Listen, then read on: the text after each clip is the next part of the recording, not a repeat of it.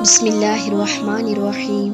معزز ناظرین السلام علیکم۔ آج کی ویڈیو میں ہم ذکر کریں گے ان با ایمان جوانوں کا جنہوں نے ظلم و جبر کے زمانے میں اپنے ایمان کو بچانے کے لیے پہاڑوں کا رخ کیا۔ جی ہاں، ہم بات کریں گے اصحاب کہف کے بارے میں، جن کا ذکر اللہ نے سورہ کہف میں فرمایا ہے۔ زمانہ تھا دقیانوسی نامی ظالم بادشاہ کا، جس نے اپنی خدائی کا اعلان کیا تھا۔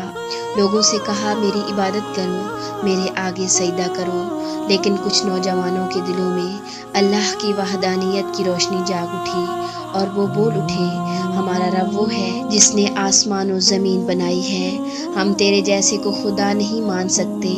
یہ جملہ بادشاہ کے لیے بغاوت تھا، مگر اللہ کے نزدیک یہی ایمان کا سب سے بلند درجہ تھا۔ جب بادشاہ نے قتل کا حکم دیا تو وہ نوجوان اپنے ایمان کو بچانے کے لیے پہاڑوں کی طرف نکل گئے۔ راستے میں دعائیں مانگتے جاتے تھے، ربنا آتنا من لدنک رحمہ، اے پروردگار اپنی رحمت ہم پر نازل فرما اور ہمیں ہدایت عطا فرما۔ یہ چلتے چلتے ایک غار میں جا پہنچے۔ یہ وہی غار کہف تھا جسے اللہ نے اپنی نشانی کا مرکز بنانا تھا۔ غار میں پہنچ کر وہ تھکے ہوئے بیٹھ گئے۔ اللہ تعالیٰ نے ان کے دلوں میں سکون اتارا اور پھر انہیں نیند آ گئی، لیکن یہ نیند عام نیند نہیں تھی، یہ اللہ کی قدرت کی نیند تھی۔ قرآن کریم میں اللہ تعالیٰ فرماتے ہیں، ہم نے ان کے کانوں پر سالوں تک پردہ ڈال دیا، یعنی وہ دنیا سے کٹ گئے۔ وقت چلتا رہا لیکن ان کی روحیں اللہ کی امان میں رہیں۔ سورج طلوع ہوتا تو روشنی غار کے دہانے سے دائیں طرف ہٹ جاتی، غروب ہوتا تو بائیں طرف، تاکہ ان کے جسم سلامت رہیں۔ فرشتے وقتاً فوقتاً انہیں پلٹتے رہتے تاکہ بدن سڑ نہ جائے، اور دروازے پر ان کا کتا قطمیر پہرا دے رہا تھا۔ کتنی وفاداری تھی اس جانور میں بھی۔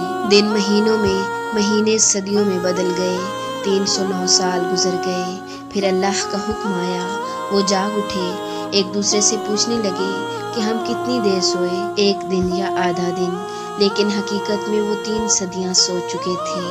شہر کے حالات بدل گئے، بادشاہ بدل گیا، لیکن ایمان کے ان مجاہدوں کا جسم، روح اور ایمان سلامت رہا۔ اصحاب کہف کا واقعہ صرف ایک کہانی نہیں بلکہ قیامت کی یاد دہانی ہے۔